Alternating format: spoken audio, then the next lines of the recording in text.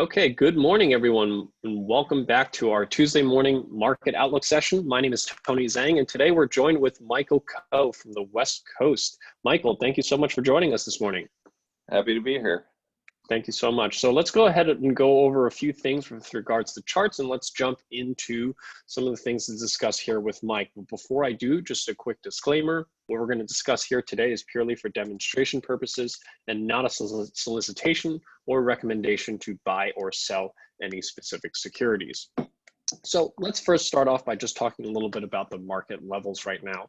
So we've been talking about this for quite a few weeks, that after the initial sell-off, we've seen this multi-wave move higher, this rally, and we're starting to see signs of exhaustion. This is something that we've been talking about for quite a few weeks in terms of this exhaustion. But as I pointed out last Tuesday, just because we see exhaustion does not mean markets cannot continue to push higher. And that's exactly what we've seen over the last few weeks. 284 has been a major resistance level here on the markets for the past few weeks, but we have managed to push back above it, and looks like we're now opening up around 291.43, another 1.5% higher here on the market. So despite the fact that markets are rallying, volumes have continued to decline. We're starting to continue to see negative divergence here on momentum as the markets continue to move higher. I see still a risk that markets rally up to that $300 200-day moving average level here on the S&P 500. This is something that I warned everyone last week, that despite the fact that we saw this, what looked like this was about to roll over, the markets continue to march on higher, and that's exactly what we're seeing today. So some of the things we're going to look at today is really just what signs of exhaustion we're currently seeing, the fact that small caps are starting to join this rally. But one of the things I want to talk about with Michael is really some of the talk about oil, because as I've said over the past few weeks, I really think oil is one of the, what I think oil tells us more about the markets or where the global economy sits than where at the S&P 500 currently is telling us, because we're starting to see more and more narrow leadership. This is something that we've talked a little bit about on options action, is the fact that fewer and fewer stocks are participating in this particular rally. So we're going to take a look at some of those charts to give us a sense for where this market may stop. And then we'll talk about some of the different sector rotations that we're currently looking at, which I think lines up well with some of the trades that Mike has highlighted on options action over the past few weeks. So let's first off talk about oil. WTI is back down around $11. Brent made a brand new low here below $19 today here. As I've said over the past few weeks, I think this speaks more to the dislocation that we're currently seeing between equity markets and the economy than most other real-time indicators that we currently have. Mike, do you have any comments here as far as oil continuing to move lower and what your thoughts are? Yeah, I mean, the situation with oil, obviously, I think by now enough people have discussed it that it's fairly well understood. I think one thing that people may not have been aware of before all of this really took place was, what the supply chain in oil really looks like, and how delicate the balance really is in terms of supply and demand for oil globally. Globally, oil production in round numbers is about 100 million barrels a day, and that's approximately where consumption has been as well. And, we tend to think about those numbers in an abstract sense without really giving a lot of thought to what happens when there's a major dislocation on either the supply side or the demand side. And what we're seeing, of course, is a huge hit on the demand side, and that happened to coincide with peak production in the United States in February. So liquids production in February, by some accounts, was just shy of 18 million barrels. You put a day, that is, just to make sure that we're all on the same page here. Put that in combination with what was being produced in the rest of North America and Mexico and Canada. And, we have daily excess liquids production and somewhere in the neighborhood of probably 1.5 million barrels a day if we're at peak rates of consumption. So I think a lot of people don't realize that North America is largely energy independent. The United States is the largest oil producer in the world by far, outrunning second place Saudi Arabia by about 50% in the month of February on a daily crude production basis. And what happens is when you have demand destruction like what we've had, 10% of global oil production on a daily basis is used by airlines. I don't think I need to tell anybody on this call what has happened there. And then obviously we're entering what would normally be sort of peak driving season, and it's a perfect recipe for what we're seeing now. And we had the Strategic Petroleum Reserve, which we know that Trump asked the Department of Energy to investigate filling up the remaining capacity, but the total capacity of the SPR is about 770 million barrels, and it had 700 million in it coming into this. So do a little quick math, and you realize that there is really not a whole lot of places to stick any additional oil production. So the logistics chain outside of the SPR was already, basically close to its limits. A lot of the unused storage had been spoken for. People have a tendency to think about these things in an abstract sense. Oil is oil, but it isn't. Light sweet oil can't be combined with heavy sour grades. They can't share tanks. And so when you start putting all of this together, you begin to realize what you have. The refiners are operating, they were operating at about 75% capacity. That's well off of, probably the 86% plus they would normally average, and now considerably lower. And it just creates a glut. You have nowhere to put it. This is a real problem in the United States because of the type of oil production that we have. And this is probably what concerns me most, is that, we have a lot of the Permian, and the fracking oil production that we have does not lend itself to being shut in as easily as more conventional plays are. For those that know much about the way we produce oil here in the United States, predominantly it's fracking now. And this is more expensive in terms of our lifting costs. So that's the first problem. Our lifting costs are vastly greater than the current price. And in fact, oil prices on a local basis had already dropped quite considerably before all of this. But, we have heavily indebted companies, and, this is just not a functional industry at these prices. Yeah. And I think we want it to be. I'm going to put you on the spot here a little bit, but what's your thoughts on USO with respect to the conversation that you're having about the problems that we're currently seeing with specific to the West Texas or the WTI contracts? Yeah, so it's interesting. Obviously, that's the one that gets the most attention because that's the North American benchmark. It's the delivery point for the CME NYMEX crude contract is Cushing, Oklahoma. Cushing, Oklahoma, for those that don't know, was chosen because it's basically the gateway, pipeline gateway for crude in the United States. It's basically the central sort of the linchpin, if you will. It used to be a big producer in the early part of the last century. That's long gone, but there are a lot of refiners there. It's not the only cheap crude at WTI. Alaska North Slope crude is less than $5 a barrel. Bakken oil is less than 10.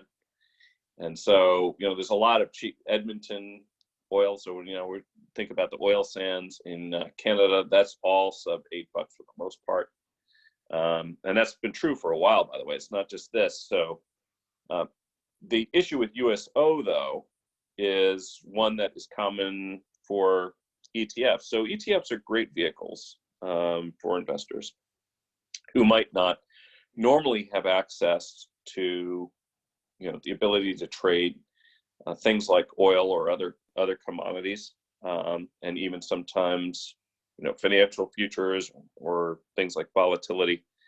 And that's obviously very helpful. The problem with them is, though, that you can't get around the way these products ultimately have to be traded, which is that you either are trading the physical commodity itself in the case of oil, or you're going to be trading some form of other derivative on it, like futures or swaps. And if you do that, futures expire. So when they expire, to maintain your exposure, you need to roll to a subsequent month. So let's just do a little quick arithmetic and sort of see how something like this might work. Well, let's imagine that crude was, as it was actually at the beginning of the year, $60 a barrel. And so each crude futures contract represents 1,000 barrels. So you have $60,000 to invest. And let's say you're the only investor in USO and you buy some USO, $60,000 worth, and you own 1,000 barrels worth of crude oil. So far, so good. The front month futures roll off. They have fallen sharply in the meantime. And that might not seem that important until you take a look at the futures that you're rolling into. So maybe the futures you bought were 60, now they're 45, and the crude futures you need to roll into are $55 a barrel. Okay, well, here's the problem. You're not going to be able to buy 1,000 barrels. You have a roll cost. So you're going to sell something at 45, you are going to buy something at 55, you're not going to own 1,000 barrels of oil, you're now going to own 800. And then the next month, same thing happens again. Now you're down to 640 barrels. Next thing happens again. Now you're down to 500 barrels. So it's not just that the price of oil is going down, but your sort of ownership of it is also going down. So now if oil recovers back to 60, what happens to you? Did you make all your money back? You did not, because you don't own as much of it as you did before.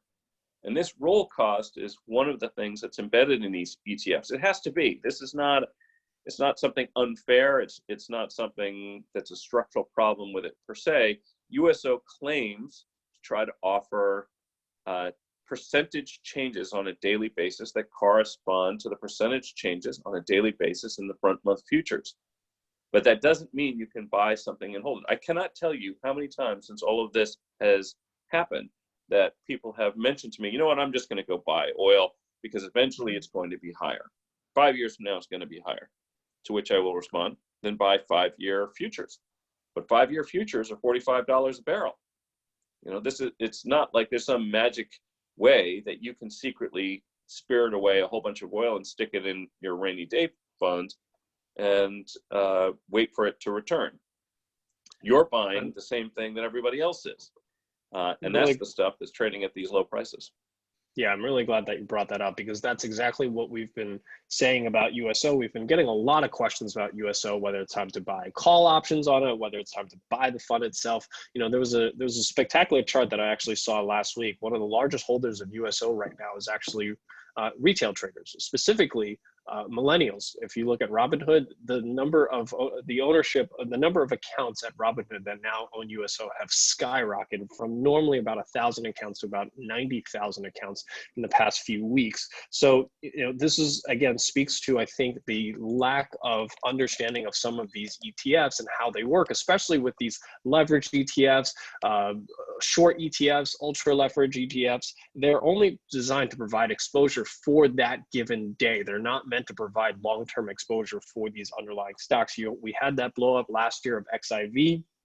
I'm not saying USO is going to blow up, but it's certainly at this point following a very similar trend at the moment. Yeah, there was a similar vehicle, a Chinese fund that did blow up. It was structured in a way that was vaguely similar to USO, and you know, there was actually an article in Bloomberg earlier this week about that. That retail investors in China were speculating in WTI through this vehicle, and you know, they lost about $1 billion. Unfortunately, unlike an ETF, you buy an ETF, it's like buying a stock. If all the money, you know, if it goes to zero or even goes negative, your losses will be limited to what you paid for those shares to begin with. You know, but if you invest with a futures advisor, or if you buy something that gives you futures like exposure, you could actually see losses when it went to less than zero. As hard as that is to believe, you know, the May futures contract, just to put things in perspective, in January was trading $60, and then it settled last week at its lows at -$37.63. It was down $100 a barrel. The initial margin, I believe, to put that future on in January was something around $6,000, about 10% of the value of the contract. It would be hard to have imagined at the time that if you had bought one contract, and you had a margin requirement of 6,000, it probably would have been hard to believe that within 4 months you'd be down $100 grand. Yeah, and that's what happened. It's one of these things people do need to be aware of. Whenever something seems too good to be true, be sure to do a little bit of homework. In the case of these ETFs, if it seems like you have an opportunity to somehow do what physical oil traders cannot, what can't physical oil traders do right now? They can't buy and store oil. Barry Sternlicht, the billionaire, who has a lot of investments, one of the things he was looking to do, he was looking to buy oil. He wanted to go and rent some super tankers. And guess what the 1-year storage cost for a barrel of crude is for floating storage? It's $35 for a year's storage. That's what it costs if you wanted to rent a tanker. People who are in this industry aren't fools.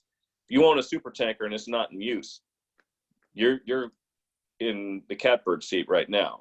But there really isn't any available storage. Another big buyer of crude was Carl Icahn. Many people who are on this call are probably aware he owns CVR Energy. That was a company I liked a number of years ago. It was actually one of my favorite picks. It's a mid-continent refiner. If you're a mid-continent refiner, kind of a good situation to be in, because you could essentially get paid if you have any empty space in your tanks, which they did. Now's the time to get paid to fill them, basically. And if there's demand for products, then essentially you've got the oil. I mean, if you can sell gasoline for anything, if you're essentially being paid to store the oil, your input costs are zero, or even maybe slightly positive, at least on those marginal barrels. And in the worst case, you're just getting paid to store it in your available storage. And so he tried to take advantage of that. But there's only so far that can go, because it's important to remember this stuff takes up a lot of space. The big storage tanks, I think, can hold something like 600,000 barrels. A rail tank car holds 30,000 gallons, I think, or something like that. So there's just way too much oil. Right. And no place to put it. Way too much oil, not enough demand, and again, that speaks of the dislocation that I think the oil markets are showing us right now. So let's move on to equities. What I wanted to show was really just the narrow leadership that we're currently seeing in this particular rally. We started highlighting some of this stuff on options action over the last few weeks with the consumer discretionary sector, as well as tech last week. I just wanted to show everyone a chart here. This is the number of stocks that are above the 200-day moving average. Right now, that number sits at about 22%.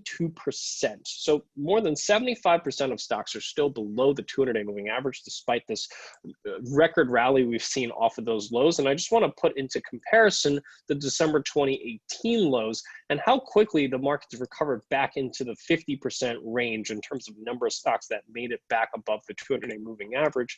As you can see here, after the whole month of rallying, we're still at only 22%. This speaks to the narrow leadership that we're currently seeing across the S&P 500.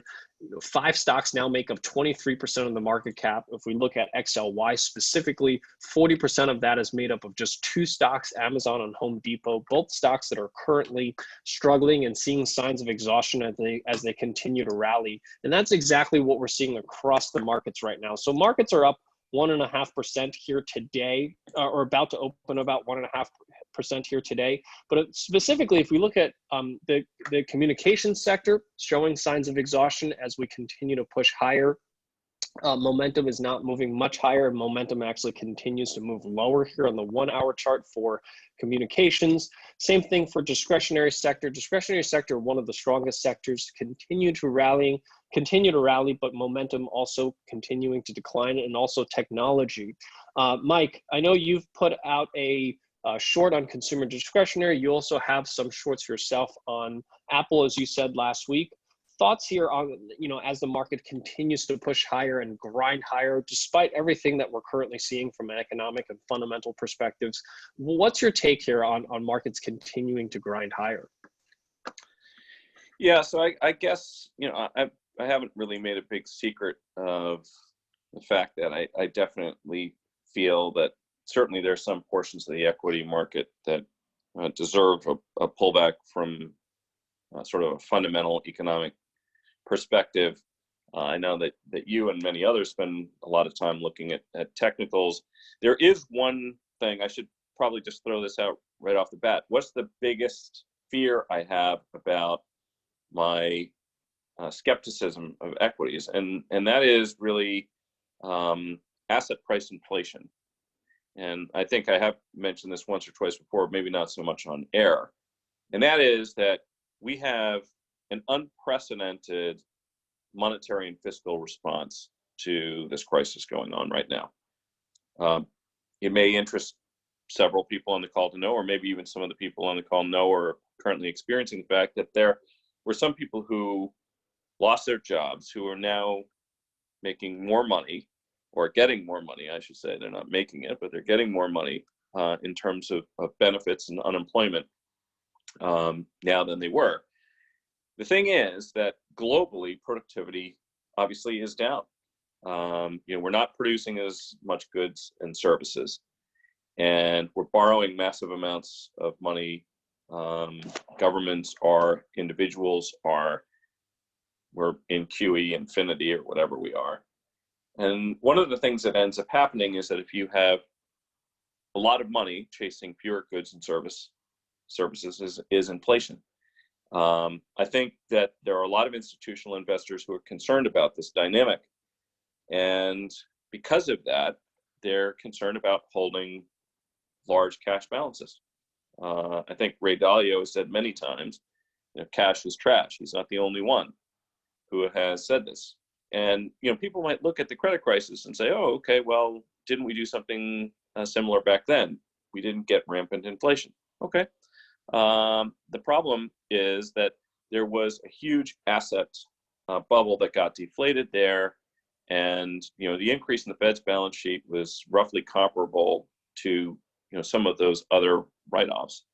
So when you realize that money is created both by the banking system and by the Fed, or even the Treasury if you printed money, there wasn't a massive increase in the overall money supply at that time, not like the one that we may be seeing now. Now, some of this is preemptive. So we were just talking about the energy business. If the energy business gets, we think there could be hundreds of potential bankruptcies if we don't do something there. You have that kind of situation, then there will be offsets in the money supply. But if there aren't, it is a little bit worrisome to have so much money sloshing around. And one thing people can do is they can go out and buy things like stocks. And some of the stocks that are holding up, some of the biggest ones, maybe it makes some sense because their businesses haven't been that negatively affected. I mean, take a look at a company like Amazon, without getting into the valuation of the stock itself.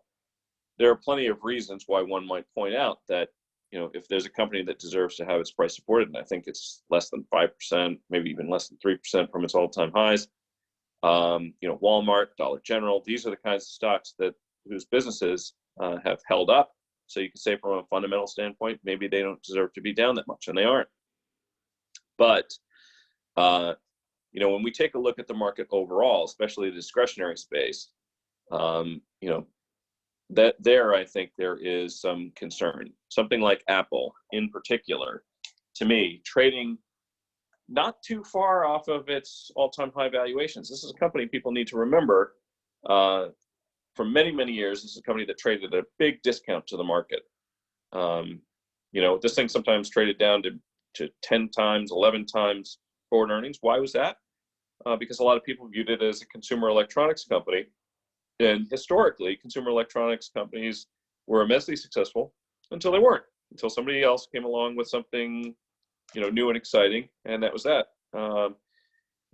Anybody on this call can remember, that was sort of what happened to BlackBerry. It happened to Sony many years before that. Now, in defense of Apple, they have created a better moat around their business than any prior consumer electronics company ever has. And they do have aspects of their business that aren't tied directly to just selling iPhones.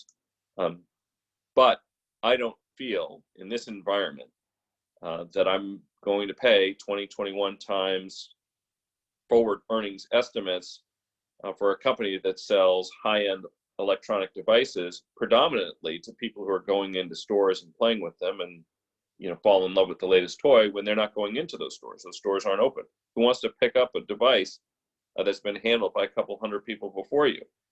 How many people who are looking at their situation right now are thinking, what I really need is the latest and greatest iPhone?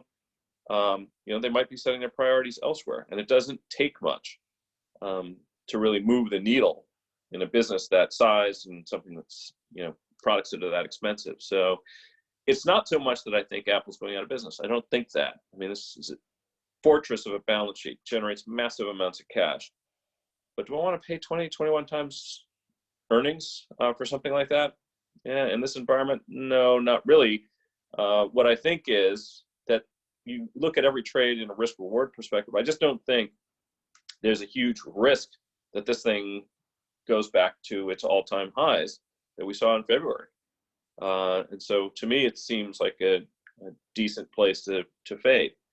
And that's really the point I would make about a lot of companies is that, if you are looking at a company like Amazon or Apple or maybe even Walmart, these are not bad companies. They're very good companies, arguably the best companies, but they're priced like it too. And that's why I'm sort of inclined to fade them here.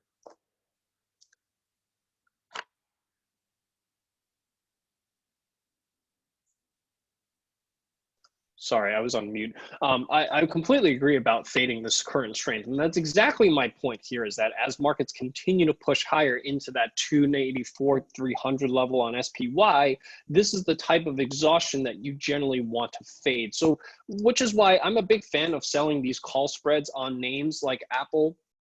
I can go out to June 5th, sell the 285, 295 call spread, collect 415 on a $10 wide credit spread. That's more than 40% of the width. This is something that I've been highlighting multiple times over the past few weeks on Options Action is finding trades like these where you're collecting significantly more than 1/3 of the width to give yourself a little bit of an edge here. And especially as these markets kind of hit these resistance levels, start to exhaust themselves and pull back a little bit, you're able to collect a high amount of premium, especially in this higher volatility environment that we're still in, despite the fact that VIX is now below 35 now, to be able to collect a little bit of premium and use some of this premium to buy perhaps some puts as things starts to roll over.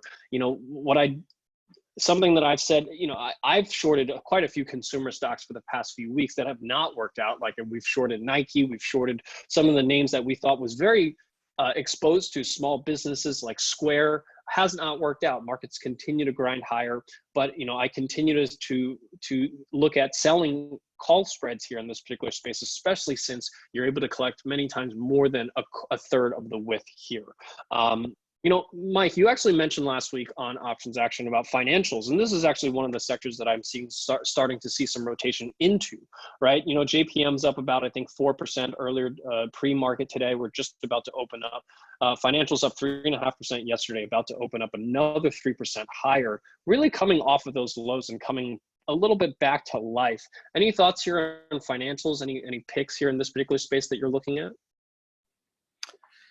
Yeah, I think this is an interesting one too. One has to be a little bit careful in. Mm-hmm. So I will say this: J.P. Morgan is, of all of these, it's probably the least at risk. If we have a situation, so we haven't really seen this evolve into a credit crisis yet, and that's largely because we're doing a lot of things that are highly supportive here. Right. And JP Morgan has arguably the most creditworthy borrowers. And there's also a lot of evidence that they were really shoring things up even ahead of all of this. They're very aggressive about monitoring the credit quality of their borrowers, both the institutional commercial customers as well as their retail businesses. And when I think about where there could be some risk, I think of those that cater to individuals and businesses that might be a little bit less, say, creditworthy and might be more vulnerable in a situation like this. So that would be the first thing that I might say on that point. And that's really what you have to think about with these businesses. They have massive balance sheets. In the case of JP Morgan, talking about a balance sheet that's over $1 trillion. And, where things get a little bit woolly is when you start mispricing the assets on those balance sheets. When people think about what happened in the credit crisis, they had a hard time really understanding what was going on at these banks and, why it was that banks that seemed to be in such good shape only a year or two before all of that were suddenly in really big trouble. And it has to do with the size of these balance sheets. You get something wrong in terms of the value of the assets on those balance sheets, and suddenly the equity in those businesses, looks like it's only fleeting. And in the case of Bear Stearns, for example, at the time, which got acquired by JP Morgan, you're talking about a $500 billion balance sheet that was only supported by a little over $40 billion in capital. So think about that for a second. If you misprice your assets by 10% of a $500 billion is $50 billion. Pretty easy to see that equity wiped out. Yeah. So this will be a have and have not story if we don't get the economy back on track as quickly as we can. Not for the banks like JP Morgan. And you have to think about it this way. If everybody wants to have exposure to a financial, which one do you want to have exposure to? It's always going to be the best of breed when you're worried about what's going to happen to the ones that are at the bottom. So be very careful if you're thinking about picking through the wreckage of the ones that aren't holding up as well. Yeah. So markets just opened up. We're about 1.25% higher here. Certainly pushed back above that 284, 285 resistance level. So my view here is that we're going to at least grind higher up to that 300 level, but these are the types of levels that I'd be looking to fade here. Let's just look at very quickly the Twitter. I was looking at Twitter earlier yesterday, broke out above that $29 level, reports earnings later this week. Looks like it's just flirting around 30. Mike, I know you're a big user of Twitter and you utilize this probably, I don't know if this is the only social media platform you use, but certainly for me, it's the one that I use the most, I would say, even though I'm not a big social media person. We did have Snapchat giving us a bit of a preview into how advertisement revenue looked like during the coronavirus. Any thoughts here on Twitter? I particularly like this from the chart setup, breaking out above that $29 level. I think that this could resume back into that $33, $34 level here. Yes, it's funny you mentioned being the only social media that I use. It was up until this weekend. I actually signed up for Facebook. I guess, being cooped up in the house, everybody's doing strange things. I was never much of a fan of Facebook. I didn't really like how they handled privacy issues and some other things. But it did seem like I sort of was forced by everybody else using it as a means of communicating and things like that to sign up. I think I've put 2 posts on Facebook since I signed up for it. So we'll see whether I actually end up using it. But I am a vigorous user of Twitter. And one of the things I think that Twitter is very good at, anybody who's been a trader, we spend a lot of time looking at news feeds. You have your news feeds scrolling by, and news feeds have to be curated, right? So even before, AP might put something out, or, one of the other major news sources, Twitter is very often one of the quickest ways to get information. Because if the people you follow are sort of following all of those things, if something scrolls by and you miss it, one of them are going to pick it up. And if they think it's important, they're all going to start tweeting about it. So you can miss something, and the traffic essentially is going to bring it to your attention. And I like that. It's sort of my crowdsourced news from people who are going to be looking at the same kinds of things that I am. That's the good news. So what's the bad news? The bad news is, well, first of all, we'll find out more about what's good and bad when some of these companies start to report their earnings. To me, the bad news is that they haven't really demonstrated that they can generate the kind of money off of their business that some other social media platforms have. So, this thing, what are we expecting in full year EBITDA? Maybe $850 million bucks. What are we expecting in EPS? Probably the same, or maybe even slightly less than what they made over the last 12 months, better than what they did last year, but it's not overwhelmingly cheap. I mean, I certainly, if I was going to take a punt in a bullish way, this isn't the worst place to do it, but and I do like the platform. I just wish that they were somehow able to monetize as effectively as some others have. I mean, just think about the size of this business. It's a $20 billion company. Compare that to the likes of Facebook. Would have hoped that they'd figured out how to do it a little bit better than that. Yeah, this platform definitely has struggled with revenue. I do think that they've focused more on cleaning up their platform, far more so than Facebook. And I think they're starting to see some of that reflect in the number of daily active users, especially active users that have left and then coming back to the platform for the reasons that you have said. For me, Twitter is really the source of real-time information, crowdsourced real-time information that you just simply cannot replicate anywhere else with respect to all generations. It's not like Snapchat where it's just millennials using it. Facebook certainly is a broader platform, but Twitter, I think really everyone, regardless of how old you are, what demographic you are on Twitter, and you're using it for the same reason. So, those are some of the reasons why I particularly like this platform. Now, before I let you go, Mike, I just have one more chart we want to take a look at. This is another COVID chart, and it's Netflix. And Netflix is an interesting one because, we've obviously had this huge rally off of the COVID-19, initially sold off with the rest of the market, but came roaring back.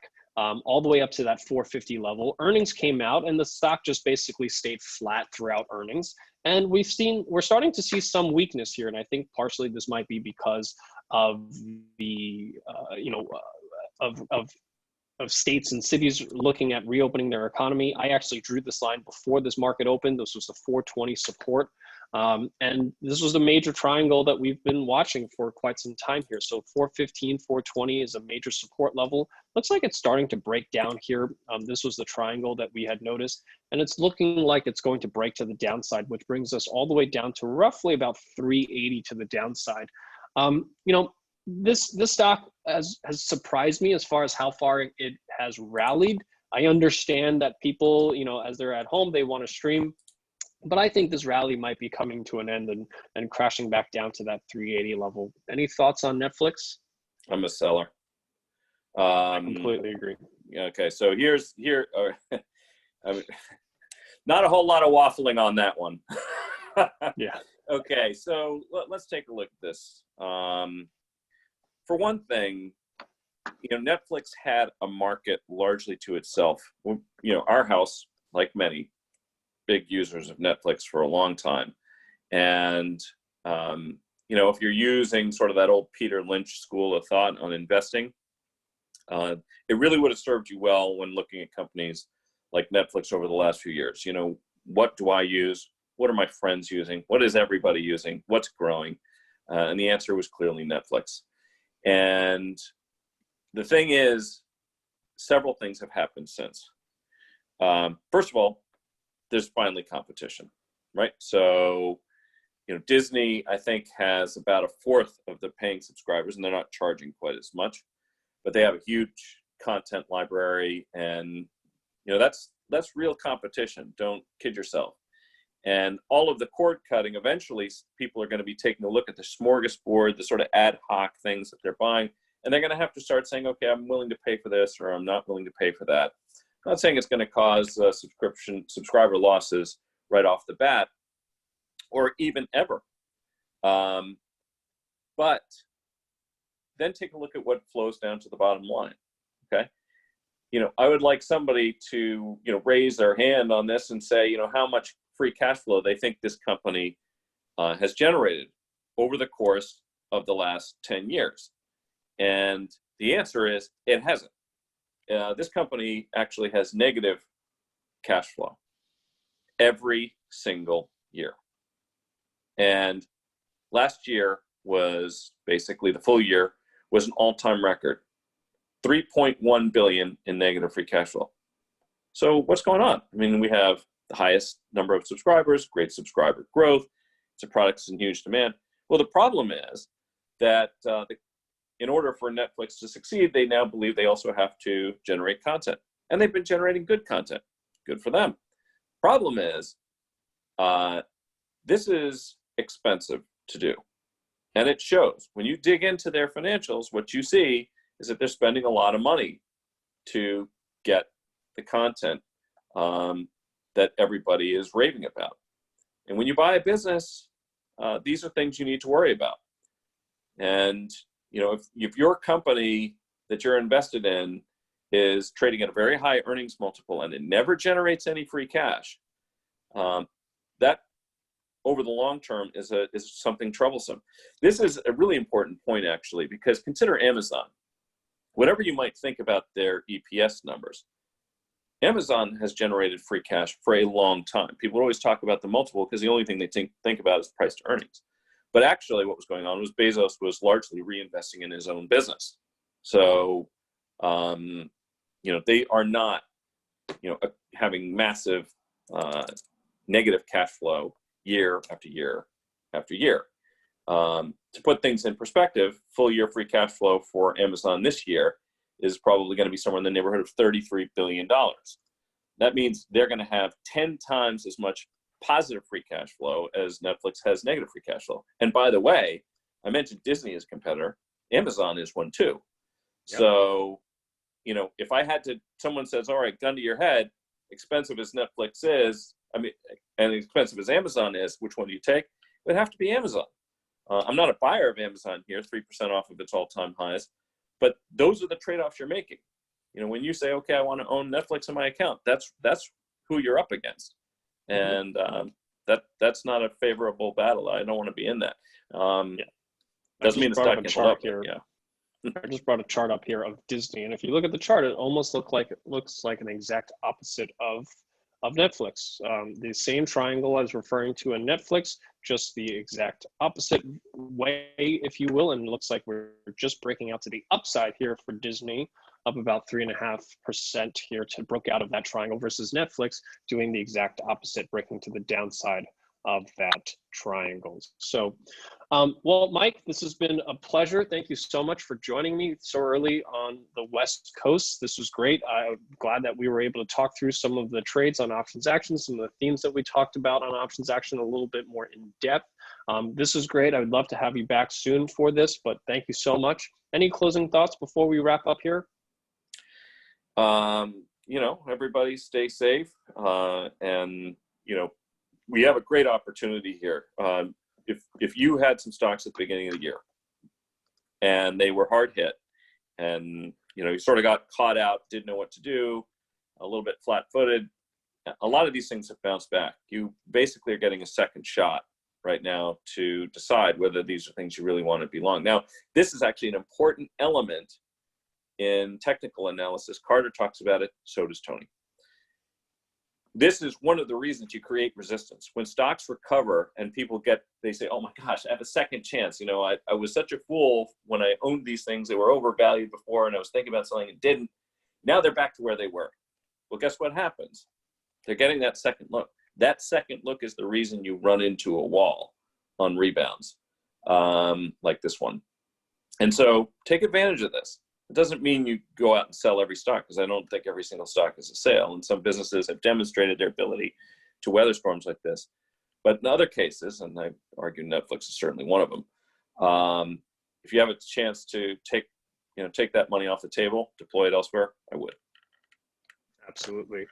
Well, those are some great last words, Mike. Again, thank you so much for joining us this morning. I hope you guys found that useful. We went a little bit over time, but I'm glad we did and spent 45 minutes. We went over a lot of different names, a lot of different thoughts, but hopefully this helps you set up your trading day for Tuesday. So thank you so much. I hope you guys have a great day, and I'll see you guys on Thursday.